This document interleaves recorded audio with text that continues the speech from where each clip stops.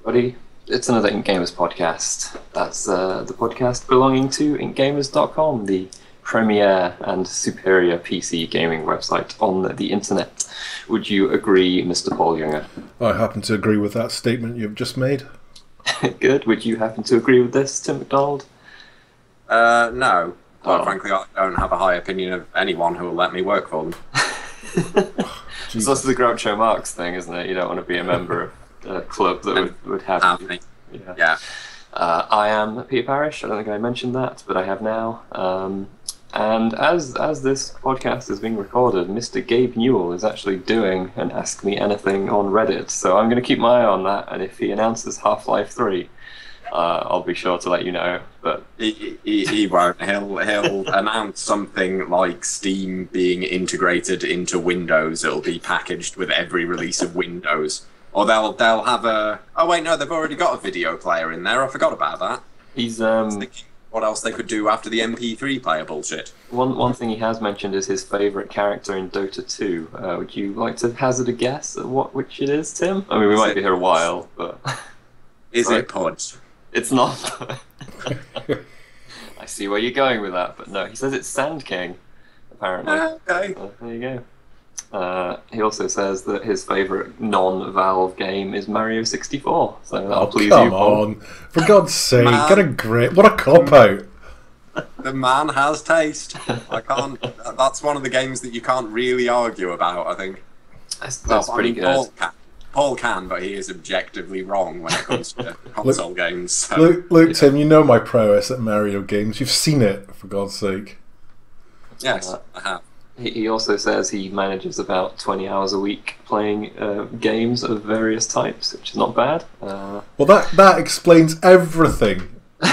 Everything. 20 hours a week. That's not too bad. That's Peter, you say this, but you've got to factor in Valve time. True. Yes. Well, Valtime played a part in this Ask Me Anything, because he was supposed to do it yesterday, and then disappeared and left it on indefinite hiatus. In spectacular. Who's surprised? Yeah, very surprising. But no, he is doing it now. So well, late. Odd that. Very odd. He's also said that the International 4 will probably be in the Key Arena in Seattle. So there you go. That's about all the interesting things he said so far. We should go to that, Peter. I'm quite relatively close to that. Yeah. Well, that's what I mean. You live quite close to it, which means that you can drive me there, and I've got somewhere to stay. Okay. That's the only reason I say we. Otherwise, it would just be me. All right, I'm just like the chauffeur. I see how this works. Did you watch some of the International 3? I know Paul did. I can't remember whether you did. No, I didn't. Sorry. I'm not interested. So that's the problem right there. I'm not very interested. I'm sorry. Okay, I just don't play Dota 2 for a bit with. Yeah, you just prefer to watch horribly overpaid people fuck up a lawn. You're referring to football there, yeah. Yes, definitely. Yes, I do prefer to watch that. Anyway, moving on from Gabe Newell, as I say, it's happening live. Let me just refresh, just in case he has announced Half-Life 3. No, he hasn't. Has he announced any new hats? No. Hang on, there's something here where he said I'm trying not to dodge the question. Oh no! Whenever anyone says that, they are totally dodging the question. Yeah, someone just asked me if he was keeping his beard or not. That's the kind of thing he's been asked, to be honest. Yes. It's just one of those things. If you answer something with "I'm not trying to dodge the question," it means you actually are. It's like saying, "Yeah, I'm not racist," but that's generally the point where the conversation takes a horrible turn. Yeah, and then you have to back away slowly. I'm very disappointed. I've just had a look at the Valve store, like the merchandise one, and they have more T-shirts than hats. This feels wrong. That's just confusing. Yeah. Anyway, moving on from Gabe Newell, since he's still chatting, and we'll update you with anything interesting in that. There's a new Batman game, everyone. Are we surprised that Rocksteady are doing the Batman game? That doesn't make sense to that. No. I mean, don't get me wrong, they didn't do the last one, but there were Arkham Origins, but there were rumblings that they were working on something Arkham related at the time anyway. And this kind of cements Arkham Origins as a complete stopgap to keep the Arkham series in people's minds while Rocksteady finishes up this one, doesn't it? Yeah, it kind of does, yeah. They couldn't just take, I don't know, what, 2 years, 3 years? They couldn't just take 3 years off and come back with the third one. Warner Brothers were like, oh, there's going to be too long without a Batman Arkham game. People will be like, who's Batman? I'm confused. What's going on? Yeah, this does happen. Because he is brand new. He is a brand new superhero that we've never ever heard of before. He's not quite cemented in people's minds enough yet, so they keep him fresh. He's definitely not just a part of the cultural consciousness, really. No, not at all. He drives a car in this one, apparently. You can drive the Batmobile. Yeah. That's the big new announcement so far. Yeah. And also there's the whole thing about how the playable world area is going to be, bigger than Arkham City was, and it's going to have much wider streets so that you can drive down them as well as rapid swoop, and that's basically all we know, I think. Pretty much. Do you think it... See, when I heard that he was going to drive the Batmobile, I wondered if it was going to be a sort of Ocean Software style thing, where occasionally you'd do like this side-scrolling 16-bit driving game, but I guess it's probably not going to be that.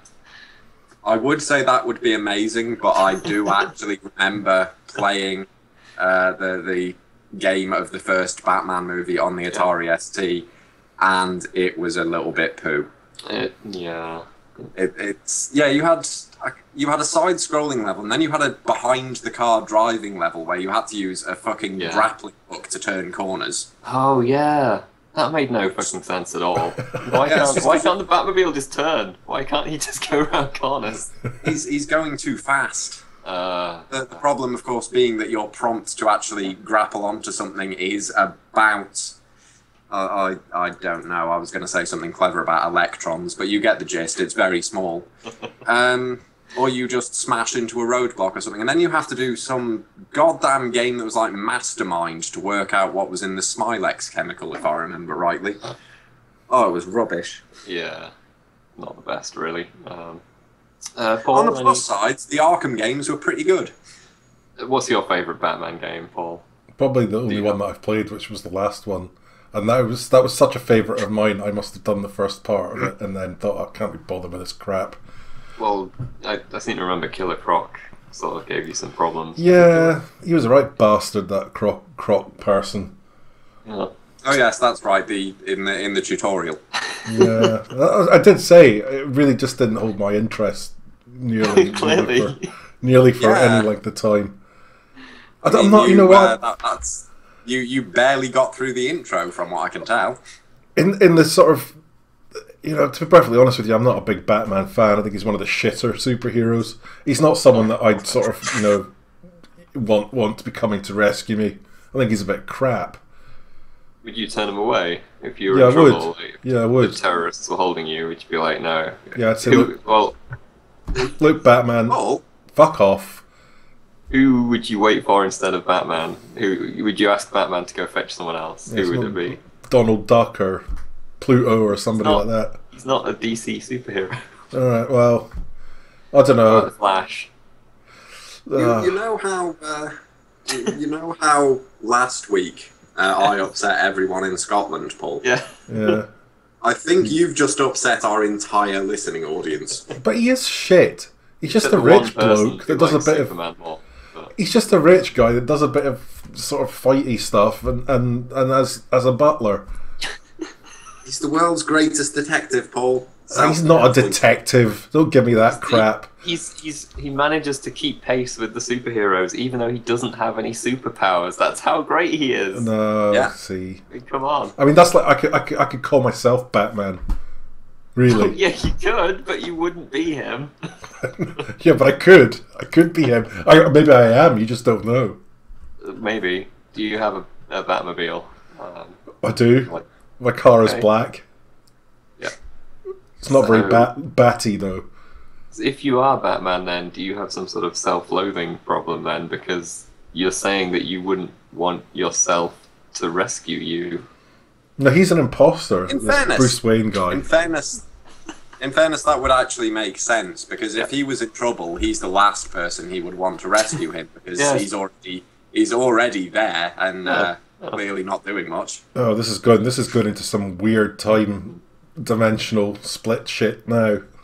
Hey, End of Nations is probably dead now. Yay! At last. It's probably the end of the End of Nations. I'm not laughing at End of Nations being dead. I'm laughing at the segue. Sorry. Well, you know, I thought enough Batman. Yeah. That means I'm one of the few people to have played it, I suppose. Ultimately. Well, I played them all. I played every version of End of Nations. First one was relatively actually okay, showed a bit of promise. That's the one I played. That was quite all right. Yeah. Second one was utter shite, and I don't know. Trion are a mess. Honestly, it's just a mess for a company that sort of really burst onto the scene with Rift, which is a pretty good MMO, and then it all just kind of lost track. And Defiance, I'm mentioning it on the podcast. It's relevant. They did make it. But to sort of say in their statement, "Oh, we're concentrating on our core properties," like Defiance. Oh, come on. Nobody's bloody playing it. Surely. Come on. I don't know. How's the TV series going? Do you know what? That was so bad that I don't care either. Yeah, but it's a good indication as to how well it may or may not be doing if the TV series exists or not. Because if it doesn't, that's not a good sign. Well, it got commissioned for a second season. God knows how, considering the stuff that does get axed. Oh, like Stephen Merchant's Hello Ladies, for example, that got axed after the first season, and fucking Defiance got a second season. Were they on the same channel? No, probably not, and not even the same genre, and not even the same anything. But my point is... Even the same country? Yeah, same country, but the thing is, it was axed, and there you go. They have no taste. Well, we know this. Lots of really good shows get axed, while on the other hand, American Idol appears to still be going strong. Yeah, that's true. That does quite well, though. People, the general public are idiots. Well, but they like Game of Thrones as well, and Boardwalk Empire and stuff. So you can rely on some of it. Yeah, you can rely on some of it, I suppose. I think basically, once Petroglyph got the hoof from End of Nations, the time was up for it. Anyway, they didn't know what to do with it, and then they thought, "Oh look, everyone's making MOBAs. Let's make a MOBA. Ooh, we'll take this, make it to MOBA." And it really wasn't very good. I did play the MOBA version, and yeah, probably a good idea to just put that one to bed and shoot it in the face. Blimey, did it become a MOBA after Petroglyph was taken Yes. off? I can't remember the sort of. Okay, right. Yeah. Well, that's a shame because it was. I mean, the version I played, it was pretty early on, and there was only a couple of maps, and they were showing us very specific parts of it, but it seemed fine for the state of development it was in, and it seemed kind of interesting as a online-y RTS type thing. Well, as I put in the story, it's kind of you kind of wondered if they got scared off because CNC was coming out, and we all know what happened to that. That got canned. They shouldn't have been worried about that. Yeah, but if End of Nations had actually kept going, then it might have actually found a spot for itself. But yeah, I don't know. You know what? This free to play stuff, it's so hit and miss now. It really is. It's I don't know, when you got a free to play title. Just free to play is just making me depressed this week. Yeah. Anyway, free to play. Yeah, don't bother. Something that's depressing me is that Dark Souls 2 still doesn't have a proper PC release date, and I'm getting increasingly worried that Namco are pulling the old, you may as well just buy the console version, and then when it comes out, oh hey, the PC version now has a release date all of a sudden, guys. Guess what? Is that coming from the man that's actually pre-ordered it on console? Yes. Yeah, you traitor. I'm part of the problem. You are the problem. I am the problem. I'm just rapidly concerned that Ubisoft are secretly publishing this. Yeah, similar tricks going on there. I mean, for our part, we can say, look, the PR people who are distributing review code at the moment, and were distributing review code, I asked them about the PC copy. They don't have any info on it. The sort of review guide thing that's going around for reviewers at the moment still says PC date to be confirmed on it. So there's no like inside track on this. There isn't a date yet apparently. So at least not that we know of. I do like the vaguely evasive answers they've been giving about questions like this. Yeah. Like when someone asked them on Twitter, I think, so what happened to this being developed on PC first and then ported to the consoles? And they went, well, we just want to make sure the PC version's the best it can be. That's not an answer. No, I'm glad about that. But how about the question that you were asked there? Yeah, you see, what you did there was, I asked you a question, right? And you completely rewrote the question and answered what you would prefer to answer, rather than what was actually asked. Yeah. Well done! You answered the question, why is the PC version taking so long, rather than, the other one.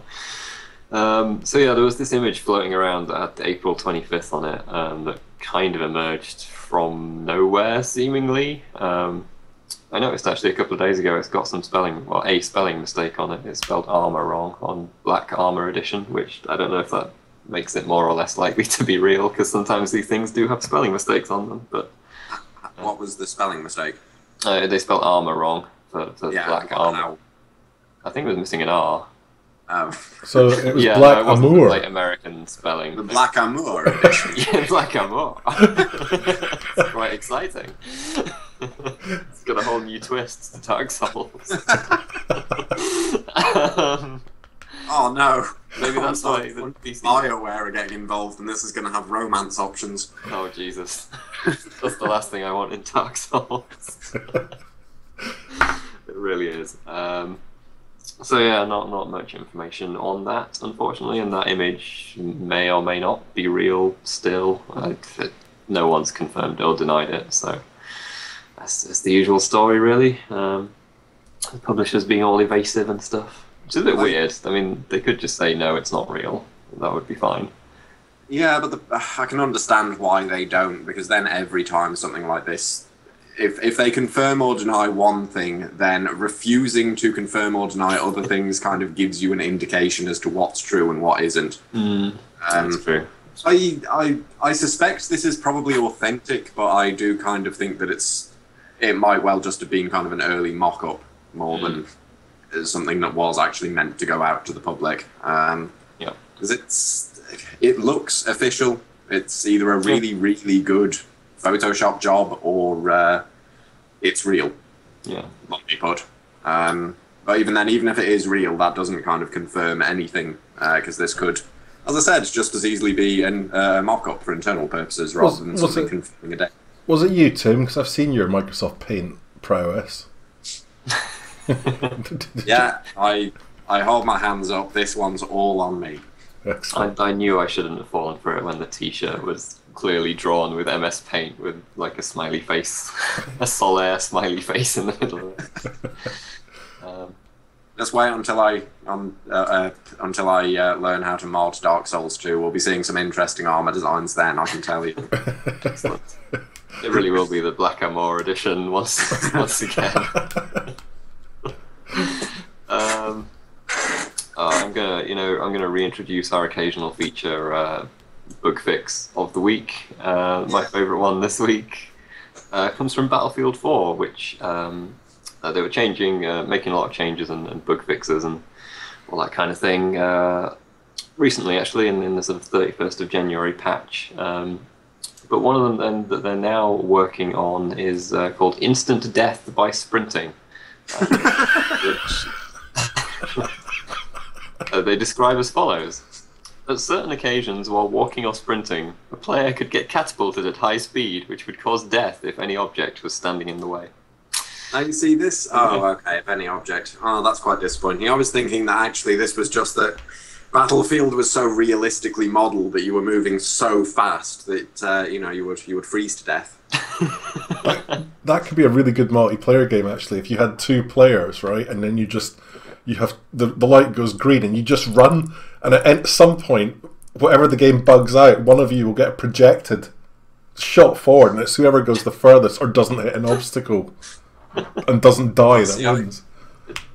You could turn that into PvP. You could have two players on the other side running at each other, and you've got to hope that the bug hits and you catapult into the other one.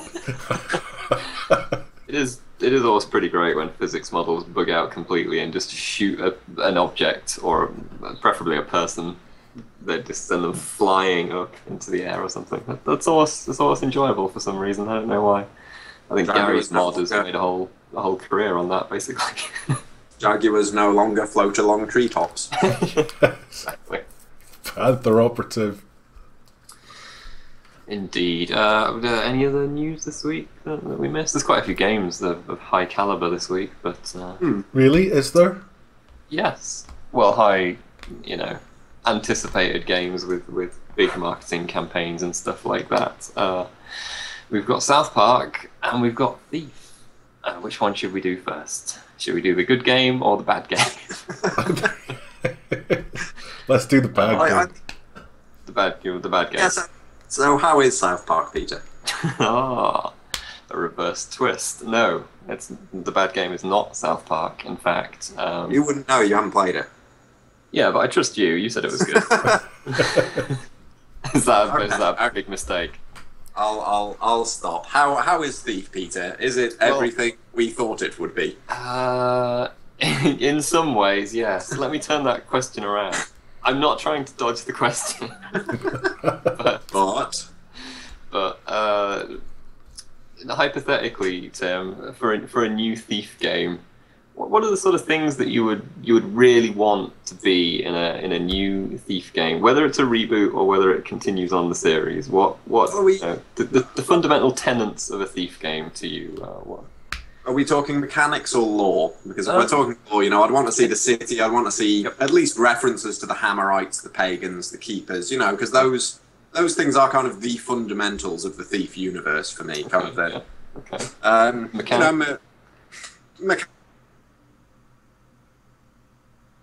sort of multiple routes through. Everything has to feel kind of like a real place for the most part. 'Cause if you think about most of the levels from the earlier Thief games, you could imagine them as being, actual mansions, houses, things like that. They made sense as a place, which gave it a very unique feel. Lots of freedom to explore, to do levels how you want to do them. That sort of thing. Is that to go on, or is that okay? No, that's what I would want too. Unfortunately, this game doesn't have those things really. I mean, to summarize it pretty easily, the conclusion that I came to was, okay, the original, especially the first two Thief games, what you said there about the levels, precisely. Exemplary sound design, because that was a major thing in the first two Thief games. You would always know by the kind of level of guard conversation and the sound of footsteps, both your own and guards, where other people are in the level, and how loud you're being, which is crucial for a stealth game, especially one reliant on sound in a major way, as well as light and shadow. I would like good world building, good story. Not an amazing narrative in the first couple of Thief games, but certainly solid, and with some good characters and some good characterization. And this game just doesn't really have any of that. It manages to mess up pretty much on all of those levels. The sound design is completely fucked. You're wandering around the city, you hear a conversation that sounds like it's right next to you, but it's not. Equally, you can have a conversation that's got like this sort of muffled "I'm behind a window" or a wall effect, and it's taking place right in front of you. You can be in a level, and you can hear a guard that's sort of a room or so away, and it's as loud as if he's coming up behind you. So on that level, that's kind of a disaster for a Thief game, frankly. Look, Thief game or not, most games manage to not fuck up that. Yes. If you're far away from someone, or someone is behind doors and walls, then the conversation is muffled. Most games manage this. Yeah. It also deviates from the sort of your footsteps do make different noises on different surfaces, but really the only ones that matter are the bits of broken glass that are mysteriously scattered around all over the levels. And sometimes, if you're having to move through running water, which the tutorial makes this really big deal of, and then I did it like once more in the entire game.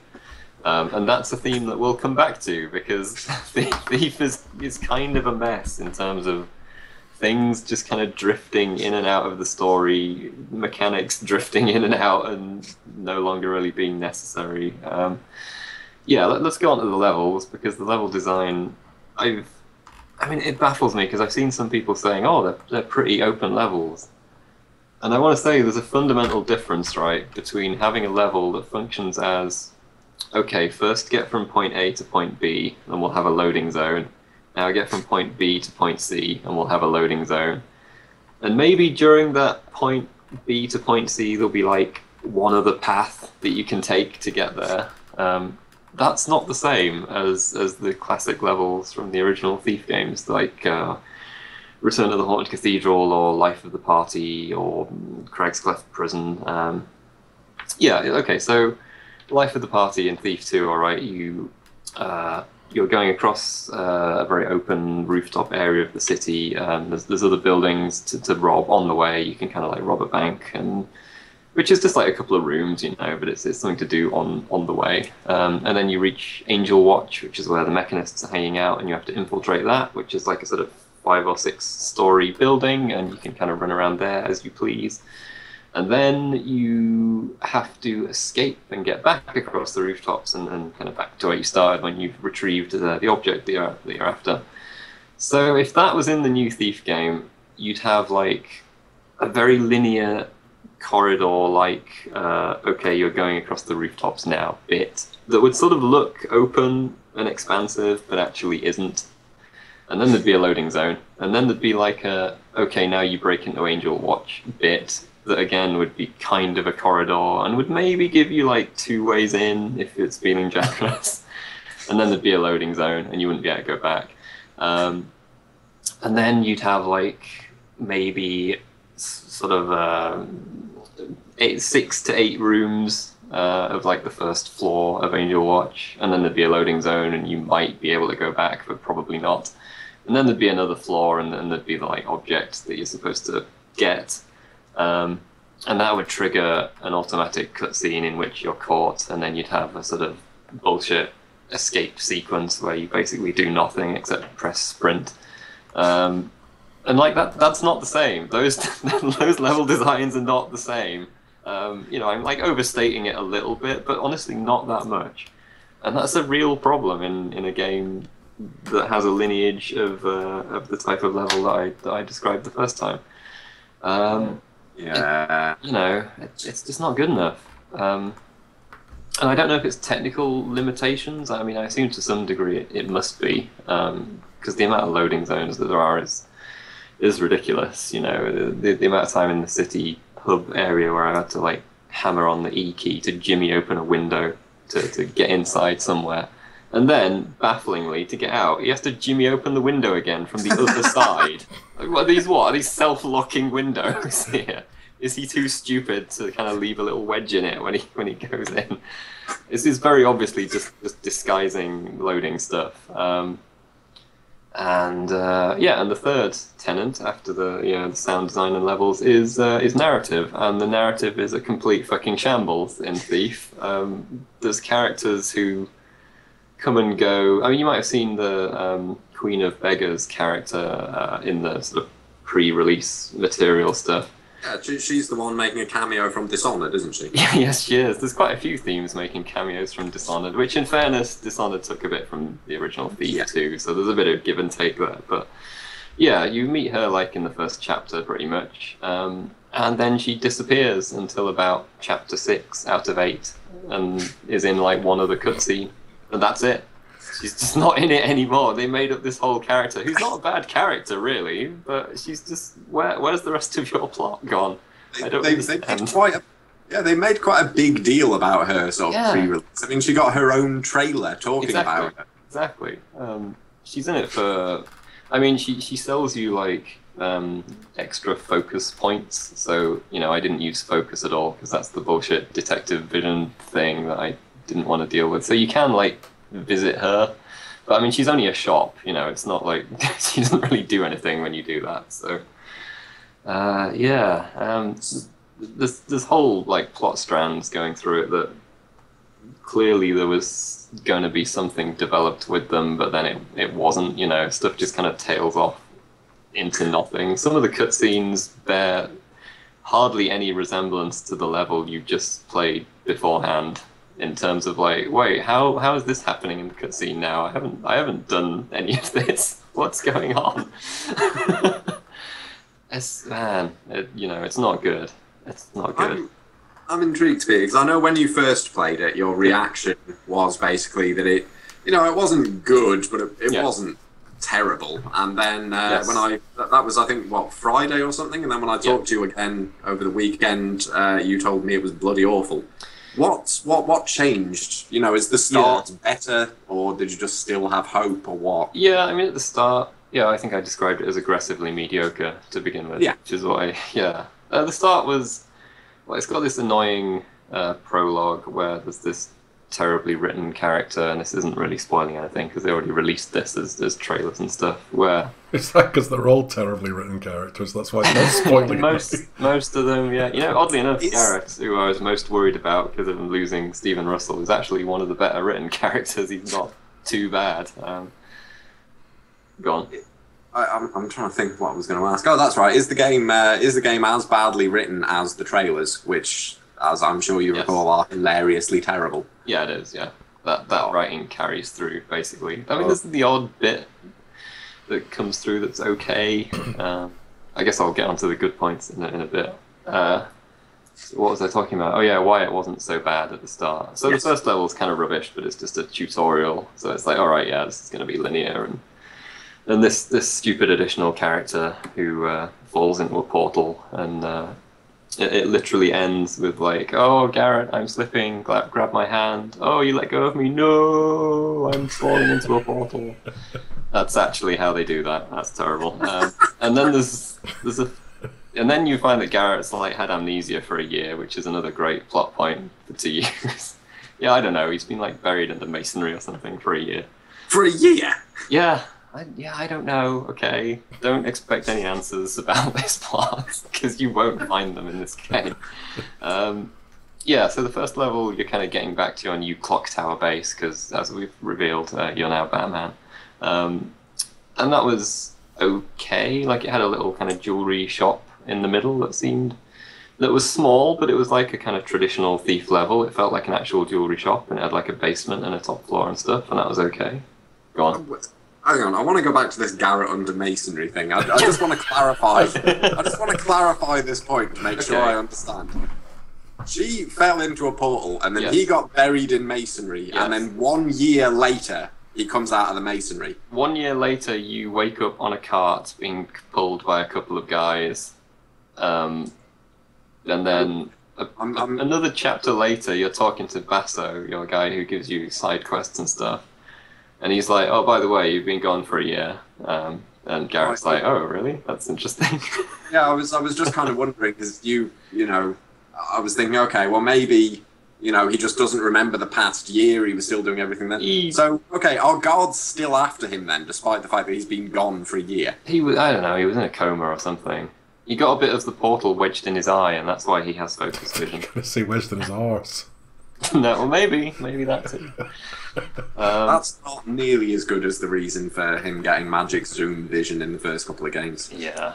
So when I talked to you, I played the first chapter, which had a nice little jewelry store robbery bit, which was all right, and I thought, oh, this is okay.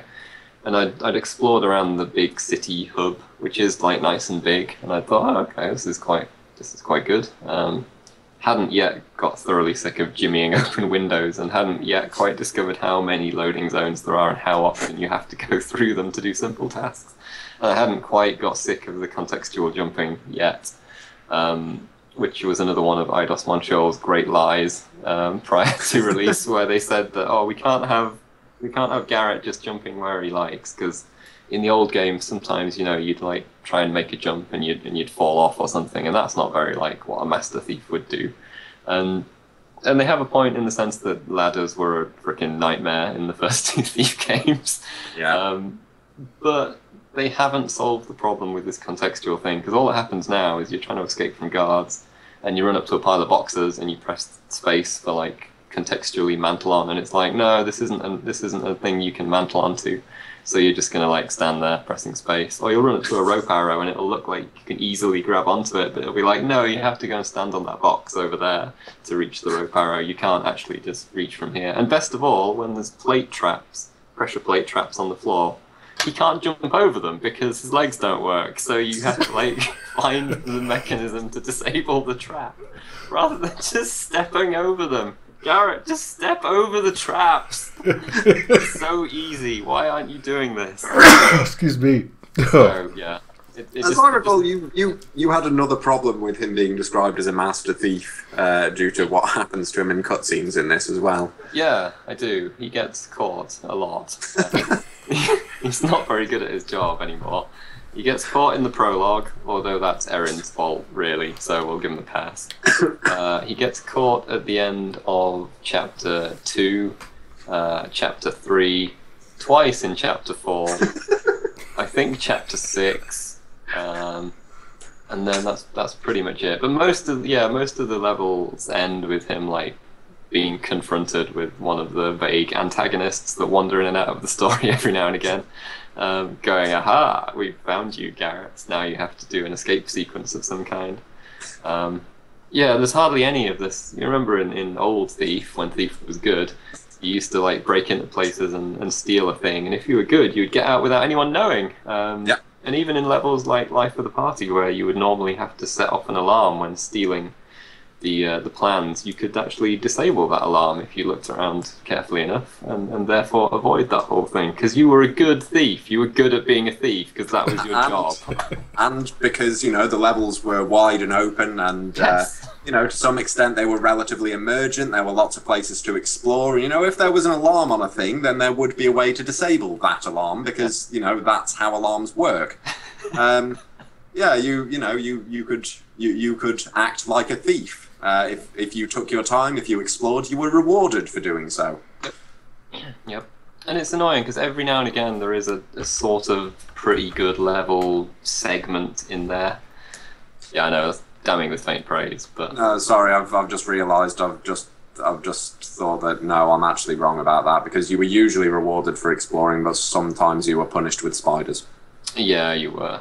Yeah, well, yeah, okay, Tim, there's no spiders in this Thief, so it might rocket up your favourite Thief games list. Yeah, this is now my second favourite Thief game. And I guarantee you no giant... Well, I didn't find any, and I looked around quite a lot of the game, so I'm pretty safe. Yeah, actually, maybe it's probably my third favourite, because there were only like 2 in Thief 2, and they were pretty avoidable anyway. Yeah. So there's like a bank level in this one, which was pre-order only, which is a scandal because it's actually one of the halfway decent levels. A couple of the side quest ones are also, like people's houses. So they're small, but they're like good Thief levels that you remember. And there's parts of some of the missions that are a bit like that. But basically, nobody is going to remember any of these missions, right? Deadly Shadows Shalebridge Cradle was good enough to have like an 8-page PC Gamer article or whatever written about it. People still... In fairness, that was Kieran Gillen. He can write an 8-page PC Gamer article about basically anything. True. But what I mean is it's a level that's remembered by people, and I think even some people who haven't played Thief might know about that level. Yeah. There are classics from the first 2. Nobody is going to remember the level where you go down the little corridor and then there's a loading zone and then you go down into the corridor and there's kind of, like no one's gonna remember that. Maybe the only one is that they have their own spooky asylum level, which is basically a straight Shalebridge Cradle retread. And if people hadn't played Shalebridge Cradle, they'll probably quite like that level. But I had, so I'd seen basically all of it already. Yep. Do you think that part of this problem is kind of the modern desire to make games cinematic and exciting, that they had a big difficulty actually trying to shoehorn in kind of mid-level plot in a game genre that is traditionally quite emergent and open. Yeah, maybe. I think the problem is that it's been in development for like 5 or 6 years and changed personnel many times, and you can kind of tell that. It's a project, yeah, that looks like it's been pulled in a lot of different directions at once. Well, yeah, let's not forget that they made some startling design decisions about 6 months before release, or at least that was when we heard about them. Yeah, yeah. Removal experience points. Right, you used to get experience points, exactly. Yeah, you'd think that would actually be quite a fundamental change to how a game would work, because it would be balanced. You know, the levels would be balanced around the experience points. Yeah, I don't know what happened with that. I think the experience points probably would have gone towards some of the upgrades, which you now just buy with gold. So they probably just changed some of the prices on that and kind of went, well, you get this much gold in a level on average. So Right. I think that's what happened there, which is that's fine. That one works okay, I think. There's a last minute change. Yeah, I don't know. I mean, I was thinking about this and thinking like, oh, is this getting a bit sad? You know, are we never going to see any emergent stuff ever again? And then I was like, oh wait, Dishonored exists and came out like 2 years ago, and the DLC for that one was a year ago and really good. So no, Yeah, people still can make those games. It's fine. Yes, we already have a really good Thief reboot. It just doesn't have the name Thief. Yeah, pretty much. I think they fell prey of needing to make it all cinematic, and again, it's weird because they do some storytelling the traditional way through you eavesdropping on conversations and finding little notes and stuff like that, and that, you know, that still works. It looks quite nice. It's quite atmospheric. It's just kind of wrong and bad. It's just wrong. It's wrong. They looked at Thief and they made it wrong. You know, I haven't played it. Just going based on what you've told me, one of the things that most disappoints me really is the narrative, because okay, the narrative wasn't the strong point of any of the first 3 Thief games. I'm not going to make that argument because that would be stupid. But it had decent characters. It had a really unique, gritty style. I loved the cutscene style. Yeah. Except in Deadly Shadows, where they did the in-engine stuff and it was shit. Yeah. But yeah, just like I can't even think of how to describe it. It was almost sort of painted. Yeah. It's like animated still drawings, if that makes any sense. You mean the cutscenes, and because they had mission briefings as well that were sort of black and white. They were stylized in a different way. Yeah, it was stylized. It was well written. Pretty much all of it. You know, the narrative, the plot itself wasn't necessarily strong, but it was well done for what it was. It had a very unique sense of style, and it was excellent. You know, I loved that stuff about it. There was a point I couldn't be asked playing Thief, but because all of the mission briefings and all of the cutscenes were in, I think, Bink video player format, I could actually just watch them, and I did at one point. I sort of went back through and just listened to a couple of the mission briefings and watched the cutscenes, and they're really good. Yep. So, yeah, weird as it sounds, the fact that they fucked that up so horribly is probably one of the biggest disappointments for me. Well, there just aren't any mission briefings in that style. They just don't do any of that. And yeah, there's, you know, the Hammerites are gone, the Keepers are gone, the Pagans are gone. There's occasional little references to that kind of thing, but they're not there. So all you have in the city now are the City Watch, basically, who are fine but not very interesting. And then later on, you've got this other group who sort of take over, who it kind of implies have a sort of religious cult-type mentality going on, but it doesn't really explain that or elaborate on that very much because it's bad at storytelling. It topped the charts this week in the UK. So that was basically the best-selling game of last week. And do you think people have bought it who have not played the previous Thief stories, or people have bought it who have played the previous Thief games and have just bought into all the bullshit? A bit of both. And people just who are curious, who've played the previous Thief games. I think, well, 2 things. I think it topped the charts, well, was it PC charts or just overall? It'll be overall. I think it may have topped the charts because there is a distinct scarcity of games on the PlayStation 4 and Xbox One right now. So I think that may definitely have played into it. Yeah, I think Thief is a big enough-ish name to pull in sort of prior fans and other people who are have maybe heard about it and are interested. And I think people who've never played the previous ones will probably like this more, obviously, because they don't have anything to compare it to. Yeah, it's currently number 11 in the Steam charts, from what I can see, in terms of top sellers. Yeah, I think this was at least partially the outcome I was hoping for if it was going to be a bad game, which is that it would actually sell pretty well and indicate that there is actually a desire for Thief and for this sort of game. Although you'd think Dishonored would have proved that point. Yeah. But hopefully they will also look at the sort of reviews and the people going, wow, this is actually really quite bad and nothing like the other Thief games. And, you know, maybe they'll think, okay, so we can do a sequel, but we need to actually change things. It'll sell, but maybe we'll make it a good game this time. I mean, I have seen a few people liking it, though. You know, some people... And I'm sure it's an experience and expectations thing where they think that having open choice in a level is just having like 2 or 3 ways to get past a guard, because they haven't been through, because that period of like Looking Glass games and Irrational games was like my formative PC period, and it was a good time to be into PC gaming because there was all this promise of like what these amazing first-person emergent gameplay type games were going to be like, and then they all fucked off for about 10 years until Dishonored came out, pretty much, which is a bit sad. But I'm just having a look at Thief's Steam tags at the moment. It's got both edge and edgy. I'm not quite sure why. It's got Taffa, which I'm very pleased to see. Thief Orth is in there. Also badass and hardcore for some reason, because people are twats, I guess. I think that's what it's trying to be, but... Stealth, reboot, dark, theft, steampunk, kawaii. I guess. Depends what you're into, I suppose. Really? You think you can make an argument that this is cutesy? No, there's no Burricks in it anymore, so no. Has it got Jump Garrett Jump? I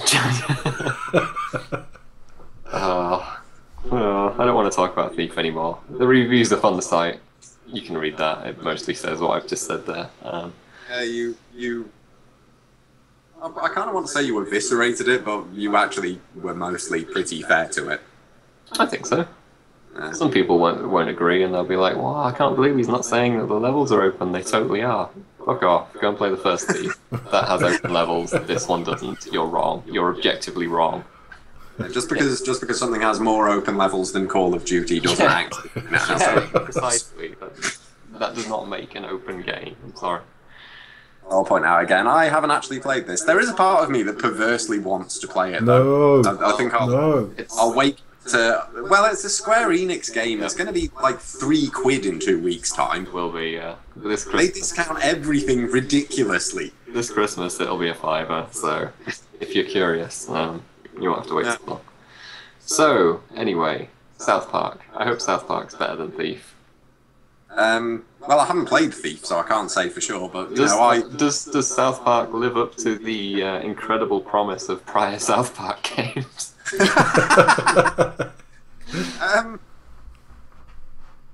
I don't know how I can actually answer that at all. I would say that it surpasses the promise of past South Park games. If you remember the first-person shooter and Chef's Love Shack. I would say it's, it goes above and beyond those sterling heaps of shit. Thank God. It's actually a really good South Park game. It's a really good licensed game, which is bizarre enough by itself if you forget about things like The Walking Dead and Sam & Max and everything that Telltale's done lately. But yeah, it's decent. It's not without its flaws, but for the most part they don't matter because it is like a genuine South Park game. It feels like a really long South Park episode. It's got the right looks, it's got the right cast, the writing is absolutely spot on. It feels like South Park, which is kind of what I wanted from it. This is the inverse of what happened with Thief. It's exactly the opposite thing. Pretty much.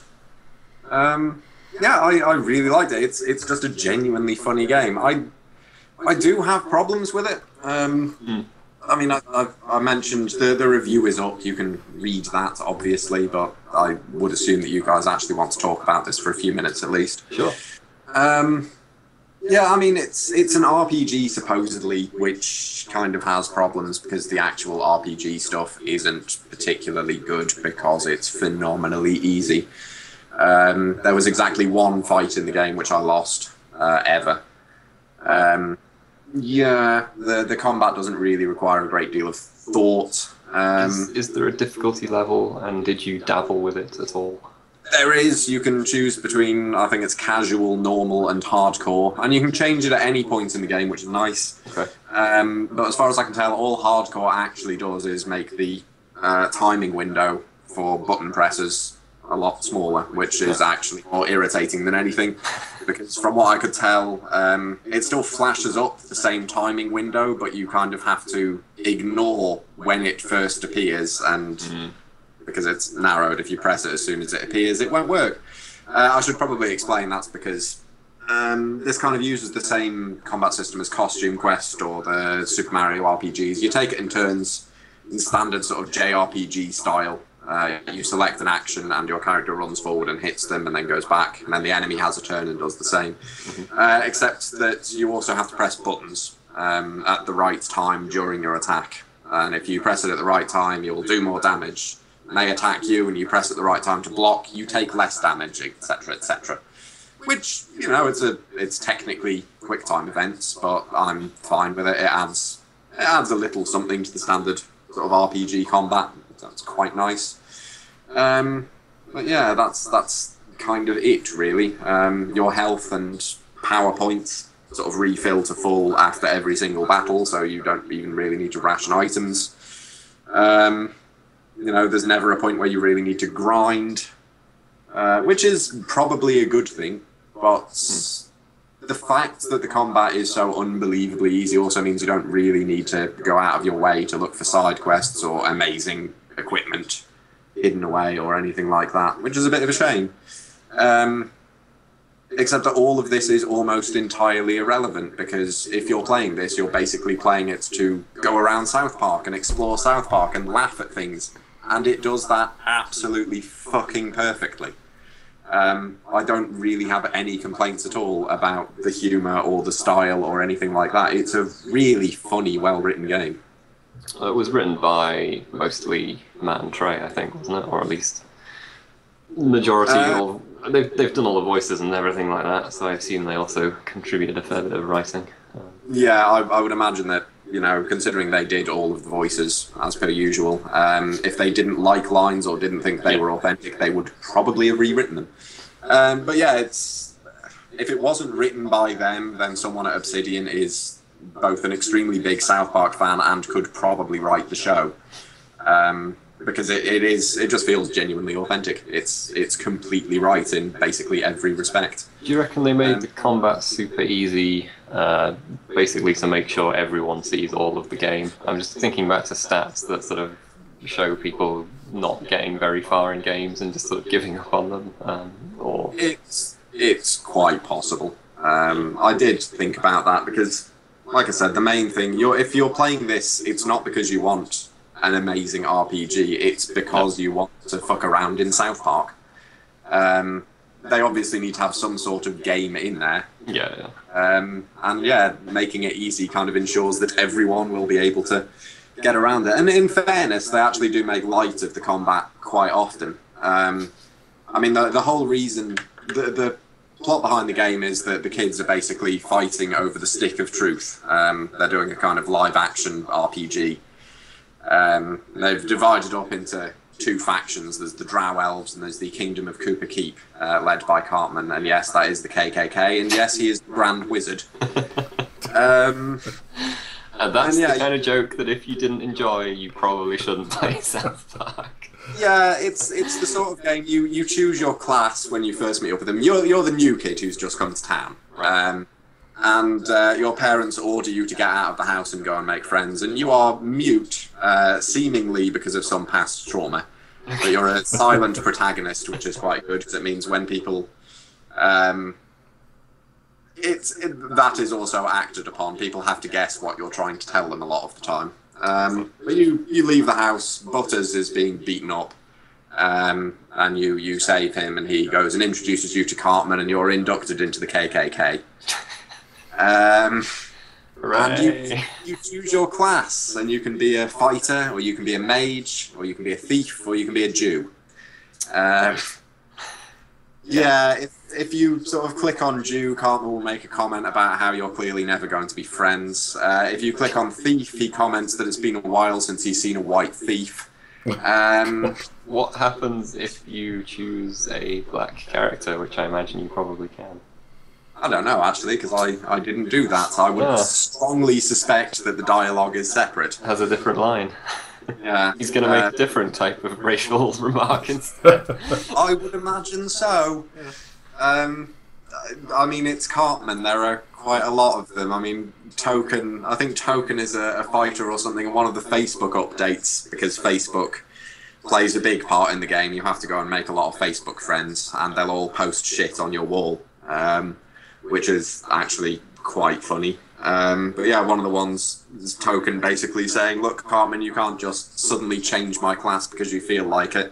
Cartman responds, "I don't know, Token. It's just whenever I look at you, I think blacksmith. I'm not sure why." Yeah, it's that sort of game. It's it's a South Park game, everyone. Yeah, if this humour offends you or doesn't seem right, you're going to fucking hate this game. I can tell you that right now. But if you like humour that doesn't so much toe the line as goes so far over the other side that you can't even see the line from where it is, you'll probably quite enjoy it. I mean, for fuck's sake, there's a boss fight where you've been shrunk down and you're going through your house and you sort of make your way into your parents' bedroom and they're having sex. And you have a boss fight on the bed while they are having sex, and you occasionally have to dodge your dad's swinging bollocks. God. Okay, boss fight of the year 2014. Yeah, that's probably not even my favourite moment in the game. That's the thing. I think I can actually say things like this because there are so many brilliant little moments like that. So many little clever takes or clever piss takes on traditional RPG stuff and Skyrim and everything. Yeah, because South Park lampooned games pretty well with the World of Warcraft, Minecraft, and Guitar Hero episodes, and this is basically a really big opportunity for them to lampoon games in total. You kind of answered my question there. I was going to ask how much sort of meta video game commentary there is. Lots. Good. Lots. That's what I was hoping for. There's a ton of Skyrim stuff. Like there are constant mentions. Cartman, if I remember rightly, I think Cartman at the beginning says that your coming was foretold, and you must be the Dragonborn. He teaches you Dragon Shout, which is basically a massive fart. In fact, magic is farts. There are 4 magic spells which you're taught throughout the game, and they're all different kinds of farts. Brilliant.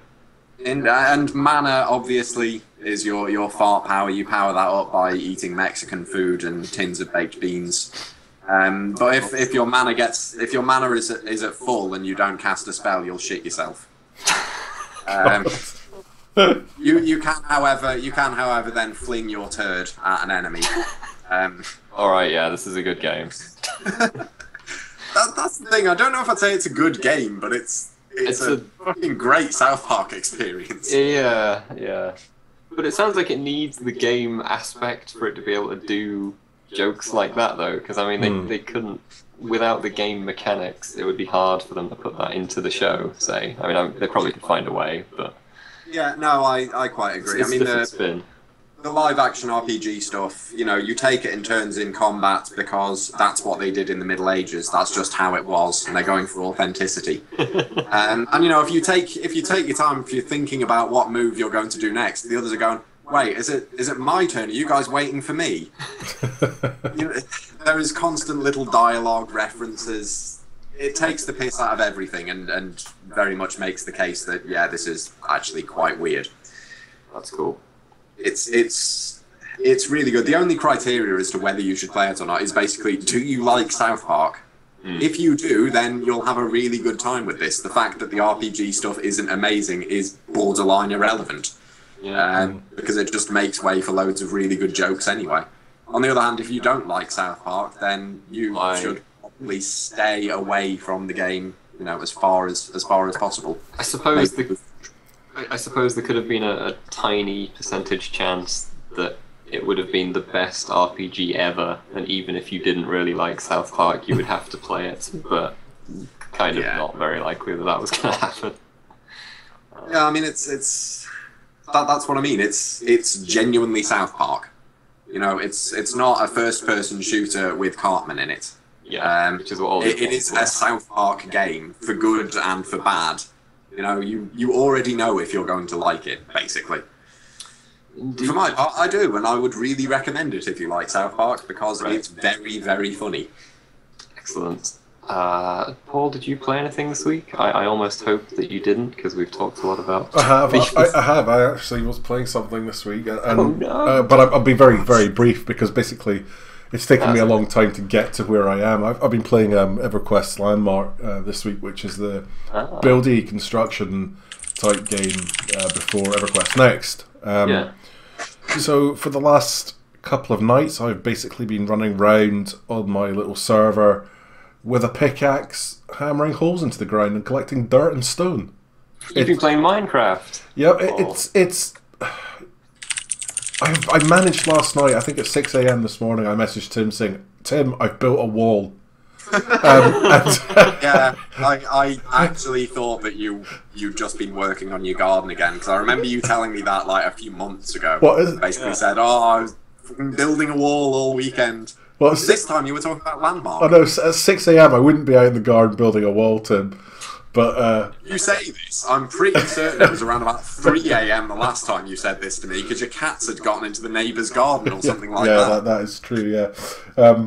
So yeah, I've been playing away on that. It's basically collect resources, craft stuff, have your set area in this big landscape where everyone else is all building away, and you're building away your stuff. And I kind of built a wall, and then I thought, what the hell am I doing? Why am I doing this? And now I'm standing in the middle of this sort of big patch of land that I own, thinking, okay, what now? Because my brain is just not creative enough to actually build anything. And then I'm kind of thinking, I know, if I want to build something, I'm going to go and have to hammer a pickaxe into a rock face for the next hour and a half to get the resources to build 3 blocks of wall or whatever it is. So I'm persevering with it. I kind of have it on while I'm doing other things and just sort of chip away at stuff, and I'll see what I can do. But it's kind of like a progression thing. You've got to get some stuff to get the better stuff and so on. You can't get the good resources until you've upgraded, So it's basically like a massive crafting game, effectively. So, It's basically Minecraft. Yeah, but in EverQuest. I mean, it looks very pretty, and it runs very, very nice, I have to say. And it's not... unlike Minecraft, doesn't look like you're playing like a bunch of voxel cubes. They have all sorts of shapes and resizes, and you can probably do some pretty cool stuff with it. But it is getting to grips with the tools and all the different things you can do with the stuff that you have, and obviously getting access to that stuff. So it's quite cool. It's quite interesting. I'm going to persevere with it. This is basically a demonstration of what you will be able to do in the final MMO, right? That this is the destructible landscape that will be in the MMO later, and then doing a sort of preview of what you'll be able to do. Yeah, sort of. I mean, that was a big deal actually when they announced EverQuest Next. Tim's got, why are you holding your head? Something drastic's happened. Did they announce Half-Life 3? No. Oh. I've just realised this is fucking Minecraft. That's what they've done. That was exactly what Minecraft did. The first thing they released was basically just a big world where you could build shit. And then it was after that they came out with the adventure mode where you actually had the monsters and progression and stuff.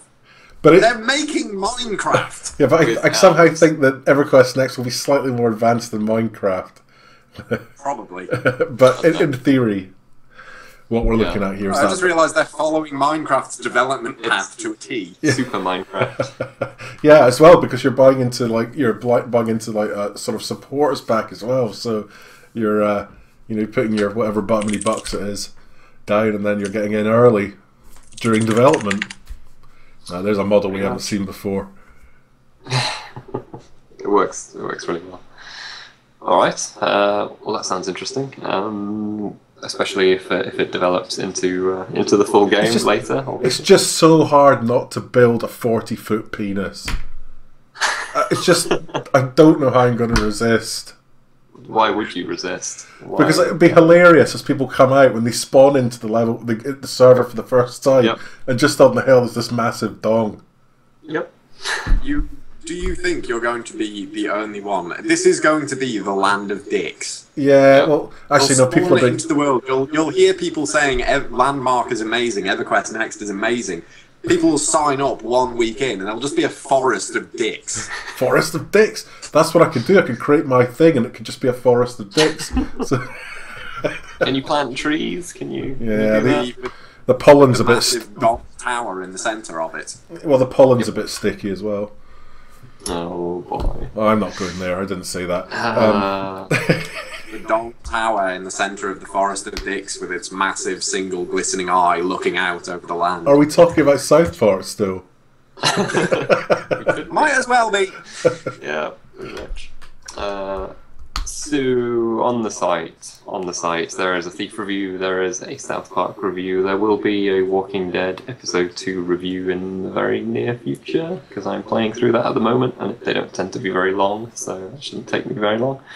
Last week we had an Age of Wonders sort of tactical combat breakdown. If you want to see kind of the changes that they've made to that series in terms of combat and strategy. There were other things as well I've sort of forgotten. I played Renegade X just to show everyone what it was about as well. That's right. Haven't watched that video yet, because when people mention Renegade, I break out in hives. Oh, Tim. Really? Oh, there was a Strider review as well, yes. Yeah, I forgot about that. That was actually quite a good game. Quite like that. It was okay. Bit buggy. Yep. Just on a bit of site news stuff as well. I'm still fiddling with. I think the login system's sorted out. I'm still fiddling with a few bits and pieces on it. Honestly, it's an absolute nightmare. It's like reverse engineering everything, but it's like 99% there. So if anyone does have any problems, if they're trying to comment or trying to log in or anything, just mail us. Just mail editor@IncGamers.com, and I'll get it, and then I'll cry when it arrives. If you have anything you want discussed or talked about or read out on the podcast, you can also send to editor@IncGamers.com, and I would say that your chances are pretty high if you send in anything right now. You can tell us when your birthday is. Yeah. Both of those suggestions and birthdays. I didn't really hear either of those things, but go on, Tim. No, I was just going to say, if you have any suggestions as to any virtual war crimes that Peter can partake in, email editor@IncGamers.com. Yeah. And if you like our stuff and you like our reviews and things like that, and you are like out there on the internet on the sorts of forum threads that collect reviews and stuff, and they haven't mentioned ours, then do mention ours in there, because that's how we spread and proliferate. Because we can't do it, because that looks like terrible whoring and shilling. And also email us at editor@IncGamers.com, because we really like nice feedback, while bad feedback makes us cry. Oh, Tim, that's got to come in with the 800 PR emails now, and what have we done? We've basically just opened ourselves up to a massive slagging off from the general public. However, this is all part of my current ruse, you see, because this means they won't be doing it in the comments anymore. If you played Thief and think I'm wrong about it, and you want to say actually it's good and have some good points to make, I'm open to hearing those. No, I thought you were going to say that they should probably just get out. He's already done that. Yeah. Anyway. And of course you can follow us on Facebook and Twitter and stuff like that. I watched a PBS thing about the new the new generation which is all about getting hooked up on Facebook and getting your name out there on YouTube and getting hooked up with other big names on YouTube to bring in more views and stuff. So that's apparently what you have to do these days, is be on Facebook and all that shit. So we are. So hey, join us there, I suppose. It's the new generation and all that. Or just read our site. That's the easier way to do it. God, we're such old farts. We really are old farts. I know. I felt like playing Thief and seeing people who'd enjoyed it and going, but back in the day, man. Oh, Return to the Haunted Cathedral. You just don't know you're born. Anyway, I'm going to go and have a nice sit down and a cup of tea now. Maybe have a bit of a nap or something. We'll be back next week with more podcasting. Goodbye. Bye.